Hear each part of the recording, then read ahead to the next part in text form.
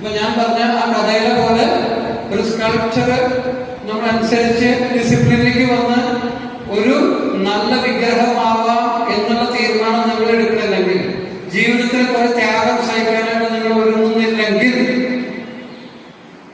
ഒരു 10 വർഷം കഴിയുമ്പോൾ ആ നല്ല തീരുമാനം എടുത്താൽ ഞാൻ എല്ലാം അനുസരിക്കും, എല്ലാം ചെയ്യും, ഞാൻ ഡിസിപ്ലിനിൽ പോകും, ഞാനൊരു സ്കൾപ്ചർ പറയുന്നത് കേട്ട് പോയിട്ട് നല്ലൊരു വിഗ്രഹമാവും എന്ന് തീരുമാനം എടുത്ത ഒരാള് സക്സസിലേക്ക് എത്തുന്ന സമയത്ത് ബാക്കിയുള്ളവര് പുറത്ത് കല്ലുകള് അവിടെ കിടക്കും. ആൾക്കാർക്ക് വന്നിട്ട് തേങ്ങ ഉടക്കി തലയിൽ തേങ്ങ ഉടച്ചിട്ട് പോകും. നല്ലതാണ്. ഞാൻ ആദ്യം പറഞ്ഞല്ലേ, നമ്മുടെ ക്വാളിറ്റീസിൽ ഒരെണ്ണം ചിരി. എന്റെ tagline keep smiling and stay positive എന്നാണ് ഞാൻ യൂട്യൂബിലൊക്കെ ഇടുന്നത്. അപ്പൊ സ്മൈലിന് വല്ലാത്തൊരു ഇമ്പോർട്ടൻസ് ഉണ്ട്. അത് നീ പറഞ്ഞെനിക്ക് ഭയങ്കര ഒരു സമ്മാനം കൊടുക്കേണ്ടി. ലോകത്തിലെ ഏറ്റവും വലിയ കഴിവുകളിൽ ഒന്നാണ് സ്മൈൽ. ലോകത്തിലെ ഒരു സ്മൈൽ ഡേ തന്നെ ഉണ്ടാക്കിയിട്ടുണ്ട്. എന്തുകൊണ്ടാണെന്നറിയോ?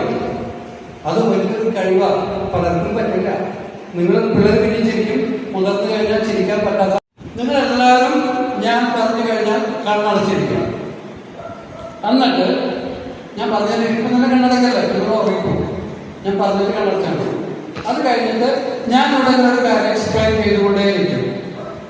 അപ്പൊ ആ പറയുന്ന കാര്യങ്ങൾ നിങ്ങളുടെ മനസ്സിൽ വീഡിയോയിൽ കാണുന്ന പോലെ കാണണം.